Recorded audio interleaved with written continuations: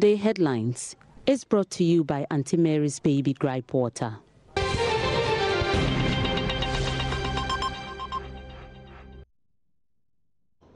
Thanks for joining us. Now, teacher trainees associations across the country are demonstrating over a directive by the Ghana Education Service requiring them to undergo mandatory national service. They describe this as an imposition.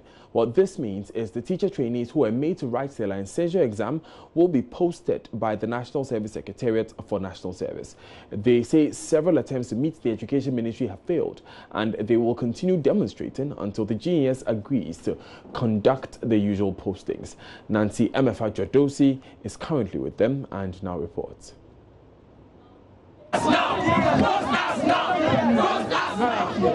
Okay, so as you can actually see, there are lots of tensions raised here with the trainee teachers gathered here at the Opera Sports who registered their displeasure over certain issues. But I've been joined by the PRO and also the president. Let me just stand in between the two of you so that I'll get your concerns. Thank you very much for speaking to me. What's your name, first of all? My name is Jambo James, National PRO for TAG, Teacher Training Association of Ghana. Right. You have gathered here.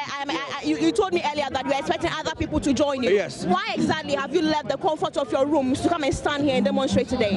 I want to put it in one sentence and say that the government is frustrating our proceedings. We're able to understand that every teacher will have to access a Ghanaian basic school with a licensure, teacher license. Yeah. And so we understood and we wrote the licensure examination. We were waiting for results. All of a sudden, on the 25th of October last month, you brought another directive that we should register with National Service personnel. They are imposing policies on us. We see that they are imposing policies on us, and it is unfair on the part of the government to do that to us. They are thwarting our ways. We will not take it anymore. If we have lured us into writing ancestral exams, and as we are waiting for the results, we will not take this policy or this directive. We will not register. Simple. What do you call the imposition by the Education Ministry? We all understand the fact that we're supposed to do national service. Newly trained teachers, when we were in college, don't we wear uniforms? Yeah. Don't we scrap? Yeah. Don't we read? Is it a tertiary institution? So what we are saying is, we only know GES. If NSS is posting us, we won't agree. I promise you, we are ready to soil ourselves. We are coming in our numbers. Some are coming from the Northern Region, Volta Region, and their buses are on their way coming. Western Region, they are all coming. We are not ready to entertain any NSS posting now. Those policies were made in conjunction with GES and NTC, right? And those policies say that after graduation, the newly trained teacher should be posted into a session by GES, not NSS, by GES, not NSS. That is what it says. And that period will be known as the probationary period or the induction period. Now, why the NTC? Now, the Kumasi chapter of the University Teachers Association of Ghana has been addressing the media today. They are saying that they would resist government attempts to replace their representatives on the newly constituted KNUST Council. We will be bringing you details of that shortly. But before that, let's go live to MFA Jodosi, who is with these demonstrators. MFA, what more have the demonstrators been saying? So, Daniel, this demonstration actually started somewhere at the Opera Sports around 8 a.m. This is actually a nationwide demonstration. So lots of people from other parts of the country, from the Volta Region and Country Region, and Bronca Half understand, are all here in solidarity to come and petition the office of the Vice President. They are coming for the Vice President's office because they say that several attempts to actually reach the Education Ministry have proved futile, and so this is the only means they can get their voice heard, by going to the Vice President's office. The concern basically is that they are supposed to be employed by government, by the Ghana Education Service, but that's not being done. They are being asked to undertake a mandatory national service. MFA, has the Vice President's office received their petition? No, so they are here to petition. They're going to present the letter to the Vice President's office. In fact, we just got to their final destination, which is the Accra House to Folk Park, and we're waiting patiently for somebody from the Vice President's office to come and receive them. But I've been joined by some national executives. Let me just basically find out from this particular demonstration. So you are here to basically deliver the letter to the Vice President's office. All right, thank you very much for this opportunity. I think we have been in this thing for a number of hours now, and we are here to present our petition. All that we are saying is that government should post newly trained teachers. It's so pathetic that you go through the college system within 3 years. You are out, you were forced to write Lancashire exam. And after the Lancashire exam, whereby you are expecting posting, when you have registered with GES, 10 Ghana cedis for postings, and government comes to tell you that for national service. It is so pathetic. And so what we are telling the government is that we are not ready for national service. He should post us as customs demands in colleges of education. So you are petitioning the office of the Vice President. What are you expecting them to tell you at this moment? All right, our expectation is so simple, such that we will hear that they are posting newly trained teachers. We are not expecting any answer from them again, apart from postings. Yeah. You're not expecting them to tell you that they'll go back and think about it? No, what we are expecting, we have used all mediums to communicate with them. We have been with the minister, we have been with NSS, we have been with GES. We have exhausted all our time with them, and we believe that this is the time we demonstrate our displeasure to them, tell them that they should post us. So we are expecting posting, but nothing more, nothing less. So you had an executive member, but I see here the letter that will be delivered to the office of the Vice President. So tell us exactly what this letter is about. Tell us what exactly this letter are you expecting to deliver to somebody from the office of the Vice President? All right, we are presenting this petition to the Vice President himself. And so we will deliver it here, and then we will officially present it by the escort of the police to the Vice President's office. Okay, so they are supposed to come here and not you go into their office? Per the communications we had, we will do the presentation, that is reading it here, and then afterwards the police will escort us to the Vice President's office for us to present the petition to the Vice President. Okay, thank you very much. So Daniel, you heard there, they are saying that the initial communication I understood was that they're going to be meeting the Vice President, somebody from the Vice President's office here, but he's saying that the police are supposed to escort some of their members to personally deliver the letter to the Vice President. Right, thank you, MFA Jadosi, for joining us. She is currently with the Teachers Trainees Associations of Ghana, and they are petitioning the Vice President in the process of doing so. Now, the Kumasi chapter of the University Teachers Association of Ghana at the Kwame Nkrumah University of Science and Technology has described as unlawful and undemocratic the demand on them by government to change their representatives on the University Council. Executive member of UTAG, Ochre Ade Mensah, says it's against the acts and statutes establishing the university and will set a bad example if allowed. He made the remark at a press conference in response to moves by government to reconstitute a new governing council for the university. Here's an excerpt of that press conference. It is creating in the minds of people of Ghana that UTAG and the sister unions or associations are holding the public to ransom by refusing to change their representation on the Kwame Nkrumah University of Science and Technology Council. It may interest you to know that the representatives of UTAG, TAME, the alumni, and convocation, both professorial and non-professorial, have been duly elected through a laid-down process to represent their respective constituencies on council for a defined term. And just as Ghanaians vote a government into power for a fixed term and wait patiently to vote it out of office at the end of the term, should the electorate find it incompetent, so also do the unions or associations regarding their representatives to council as contained in Provision G of the KNUST Act 80, Section 7, Subsection 1. It is patently clear that government has no business meddling in the representation of UTAG or any other union or association on the University Council. This is what government is refusing to understand and appreciate, and consequently has created an erroneous impression that it can pick and choose who represents UTAG or any of the unions or associations on the council. We categorically state, without any iota of apology here, that by the very act and statutes of KNUST, the representation of the unions or associations on the council is not up for discussion with government. In the case of the recent disturbances at KNUST, rather than establishing whether indeed the grievances the students were espousing had ever come to the attention of council. Government instead decided to put blame on the KNUST Governing Council in order to have an excuse to dissolve it, akin to giving a dog a bad name in order to hang it. Government has set the changing of the representatives of the unions or associations on council. This is highly against the spirit of the mutual agreement between government and UTAG that devolved the resolution of the impasse to His Majesty Otumfuo Osei Tutu II, the Chancellor of the University. We believe strongly that the Chancellor, Otumfuo, would not have accepted his mediation role if that precondition existed. The logical question is this new demand on the unions or associations to change their representatives on council an attempt to undermine Otumfuo's mediation efforts?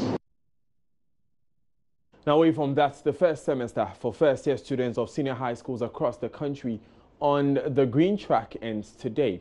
This gives way for those on the gold track to resume lessons scheduled for Monday, November 9, 2018, under the newly introduced double-track calendar system. The double-track calendar was introduced by government this year to shore up enrollment at the secondary level. A total of 193,996 students were put on each track for the first semester. Joy News' Maxwell Agbagba was at the Accra Girls Senior High School in Accra to assess the experience of teachers and students so far as the school vacates today. We're currently here at the Accra Girls School where the green track has just ended. Those who came on the green track, they arrived in school on September 11. School is vacating today. The gold track will be reporting tomorrow. So if you come here to Accra Girls, there are a lot of trunks you'd find, here on the compound. A lot of the students are outside waiting patiently for their parents. A lot of them are here with their student mattresses and all of that. It's quite busy here, although the continuing students are on midterms. It has been a successful half semester. Okay. What do you make of concerns? I've heard from other places that you were not able to finish the syllabus and some other issues. I don't know if you've experienced that here at Accra Girls. I don't think we'll be able to talk about completion of syllabus now. Okay. We are talking about a full semester. This is just half semester. Okay. And from the beginning up to this time, we have schemes of work we have prepared to work with. So there are timelines. We prepare the schemes according to your strength and according to the expectations at the end of the program. So when someone says they are not able to finish syllabus, I don't know where. Okay, I think maybe they want to talk about the targets that you set for yourself. Before the term begins, you want to finish with, let's say, 6 topics. Were you able to finish with those topics? You set the targets. When you set, you see, it is. We're talking about professionalism. Yeah. You set targets based on time duration and resource availability. Okay. So you don't set a target to achieve 10 things when you have time that can make you achieve 6. But he has to go back to review his notebook, read it, and make sure he understands before he comes back. Because this time is the time duration, as the assistant headmaster said, was not as they were expecting. It was a half of it, and they were able to achieve their part. So within this period, I think I also have to also monitor my sister back at home. This should not be a holiday for her, going out and all those things, but she has to always stick to their books and learn. And when the time is up, she comes back again and come and produce what she's expected to produce. Accra Girls, we didn't have challenges. You see, all these boils down on preparations. This is a new policy that is being implemented. We have had trainings for preparation of timetable, allocation of PUS, and for a number of days. So based on the orientation we have had, we have been able to put plans in place. There were occasions we had as much as 68 students in the class. Okay. This time we have as low as 39 students, yes, depending on the program. Students' interest also counts. Yeah. So it's like that. So that's Maxwell in the Greater Accra region. Let's move to the Volta region and speak with our correspondent Ivy Setoji to get a sense of the situation in that part of the country. Ivy, so you have been to the Mount Zion College. What have you gathered from students and teachers regarding their experience? Well, the students, according to those that we spoke to, said some of them said they are not happy about the double track system because those of them who are not so good and have to always depend on the teachers, as in the teaching, will have to go home and learn, and it will be very difficult for them to learn on their own, especially those students who don't have parents who are literate to help them or anyone to help them at home. And so in this case, they don't like the program. Some other students are saying that they like the program because it will give them the opportunity to be at home, and those of them who don't have whose parents don't have financial capability to look for, to take care of them, they can also do some menial jobs and as well as learn to take care of themselves when they get back to school. So it's a mixed reaction. Some are happy, some are not happy. With the headmaster, he said that everything is going on smoothly, but they have problems with the classrooms. They need more classrooms to accommodate these students. That the one under construction should be completed. So we can listen to some of the students who spoke to us earlier. Right, and let's hear some of these students and teachers Ivy has been speaking to. The double track, to say, is very, very, very bad because most of the things that we must cover in the syllabus, we have not reached any part at all. So I would say that it's very, very bad. And then some of the students, they can learn without a teacher.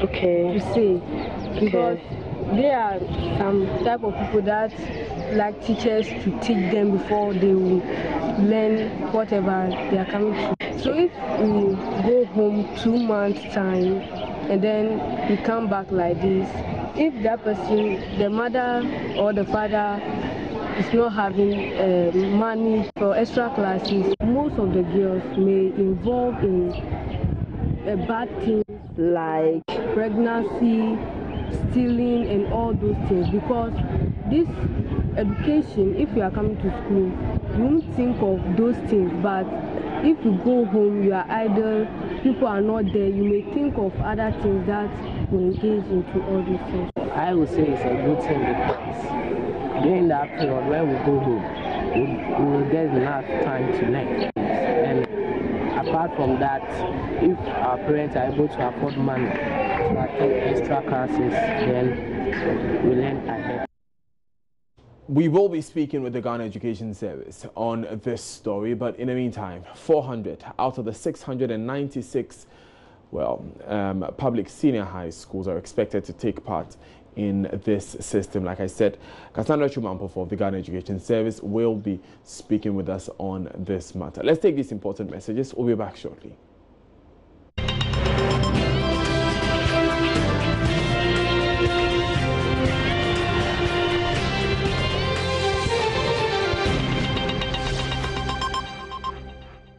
Thanks for staying with us. Now, 400 out of the 696 public senior high schools were selected to operate the double track system. Let's recap some basic facts about how the system runs once more, as we are joined on the line by Public Relations Officer of the Ghana Education Service, Cassandra Chumampofo. Good afternoon, Cassandra. Many thanks for your time. How long are the students on the green track going to be on vacation? Hello. How long are the students on the green track going to be on vacation? Yes, they're going to be, good afternoon. They're going to be on vacation from the 8th of November to 4th January 2019. And so they would resume on the 5th of January 2019. And how many students are expected to be on the GO track, which begins on Monday? And I will not be able to give you the accurate figure now, because we have few people also picking up their placement as I speak. So we're hoping that by the end of the first week of the week, we would get the accurate figure for the GO track. When did placements close for the GO track? Yes, we had challenges. Some had challenges with, especially those who were to do self-placement. They had challenges assessing their placements online, and so they came to us to do it manually for them as a secretariat. And so actually we did not have an official time and a closure. Now, after the semester for the GO track expires, what's next for both tracks? After the semester, it means that there's another part of it. We have 2 semesters in a year. And so after the first semester, they'll move to the second semester. But because the green track will be resuming on the 5th of January, they will end their semester on the 28th of April. But they will not break, but continue with the first semester of the second semester. By then, the gold track would have also vacated on the 28th of February and would be on vacation. And so after the first semester, again, resume into the second semester of the year. Is there anything requiring further attention or reconsideration for improvement in the just ended track? Yes, what I generally want to talk about is to alleviate the fears of some parents who think that the new teachers that we have recruited are solely going to be on the gold track. Yes, we have a number of old teachers also on the gold track, and these new teachers are not going to be on the gold track alone. Some will be in the Form 2 class and then the Form 3 class. And again, talking about the non-teaching staff, we also have plans of adding more cooks and security. I mean, recruiting and teaching staff in addition to the teachers that we have done. And again, for the Form 3, we also want the public to know that the fact that we have asked them to come earlier, when they vacate on the 21st of December, they have to go back to school on the 1st of March, and then they would go to school on the 5th of January. There is an intervention for the third year to make up so that they will be able to get enough time to study and for teaching and learning to go on so that they can write their work before June ends. Thank you, Cassandra Chuma, for joining us. She's PRO for the Ghana Education Service. Now, moving on. Deputy Attorney General Godfred Yeboah-Dame is urging an Accra High Court to set aside its decision to convict the Inspector General of Police David Asante-Apietu of contempt of court. Mr. Dame believes the trial judge committed a serious error of law when he failed to take account of the fact that none of the mandatory procedures required by the High Court's rules for enforcement of judgment or for recovery of immovable property had been complied with. The IGP was on September 25, 2018, committed for contempt for disobeying a court order. Presiding Judge Justice Daniel Mensah took serious view of the conduct of the police chief and said he must be sanctioned appropriately. But even before that sanction is imposed, the Deputy AG wants the court to take a second look at its earlier decision. The court will rule on the Deputy AG's request on November 19.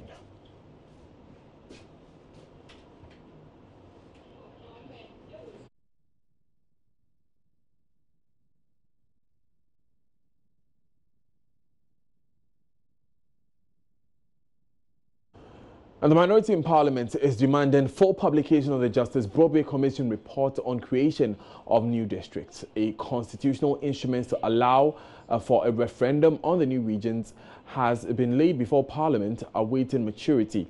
Minority Leader Haruna Idrisu says MPs don't have a copy of the report and it will be out of place for the CI to get approval without MPs knowing the content of the Commission's report.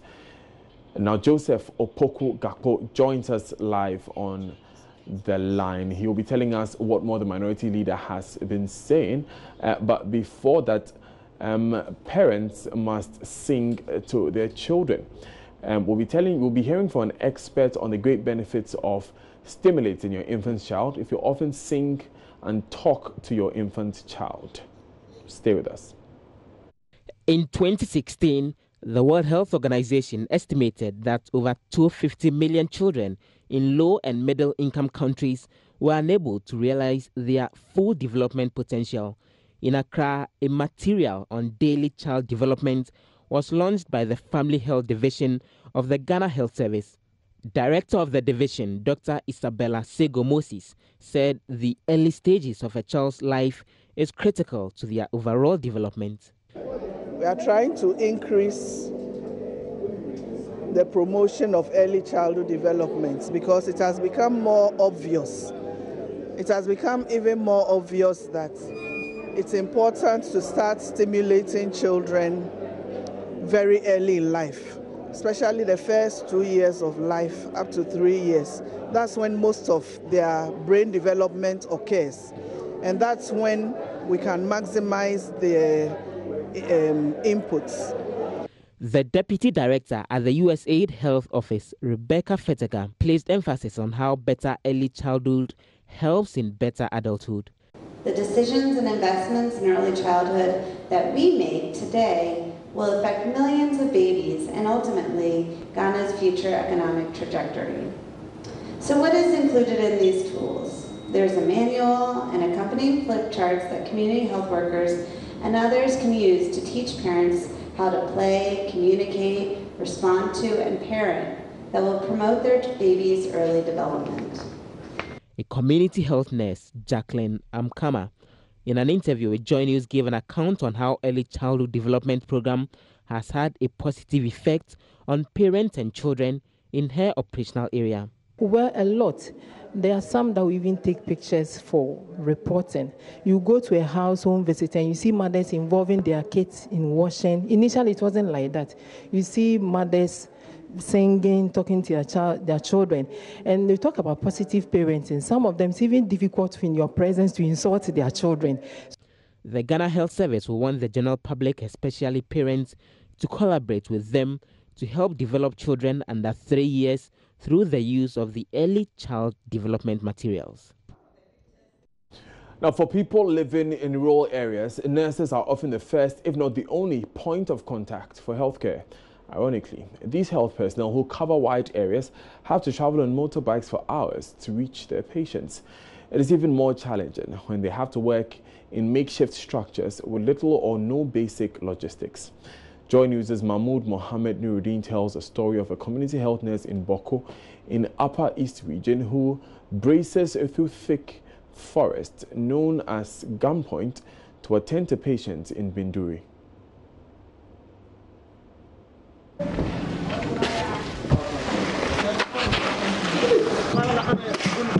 Meet 28-year-old Eng Sinema. She's getting ready for her journey to Atuba to provide healthcare to rural people. It's very tiresome because sometimes when you get to the roadside, you see to the bush. It's very scary. We set off alongside Eng Sing at about 7 a.m. Monday. We went on a Toyota pickup while she rode her personal motorbike she bought for 3,200 cedis in 2017. A native of Takrady in the Western Region, Eng Sing was posted to Binduri district after training at the Community Health Nursing School at Eziama. Riding on a long, dusty, winding rural road is a daunting task for the young women like her.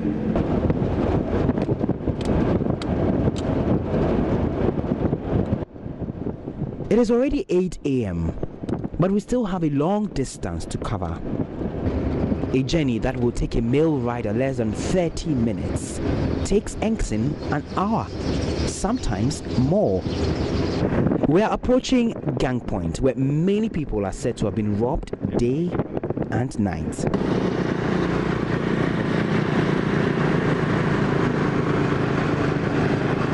This is Avondago forest, and anytime that I'm riding this motor alone, when I get to this forest, I'm very scared because we've heard a lot of armed robbery cases, snatching motors and all that. Sometimes it got to a day an animal crossed me in this forest and I have to fall down from this motor. So anytime that I get to this, I'm very, very scared. We engage some road users here who have strange feelings about using this stretch. I travel on this road to Atoba to always buy my guinea fowls and flowers. But it's always risky for me to always pass in this flower because of the armed robbers on the road. So I always think that if they always get us a security, they will always guide this road or build as a barrier so that it will be more secure to always pass here to do my job.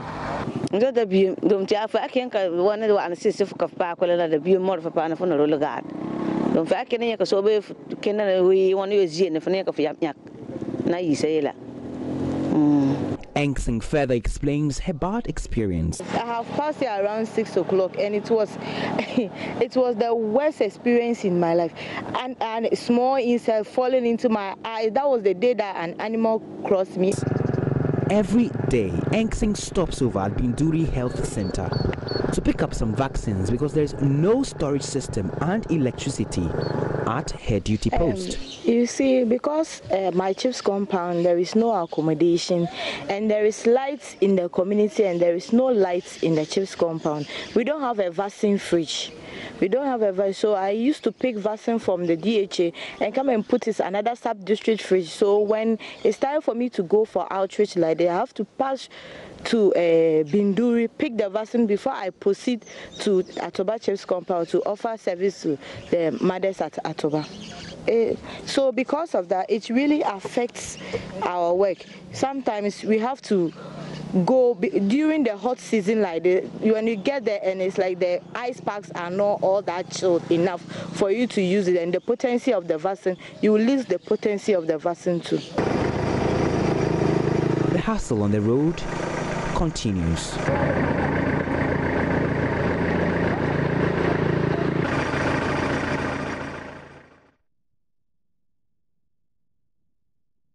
So watching Joy News today, I am Daniel Daze. Emmanuel Abuajibi Afi brings you business after this.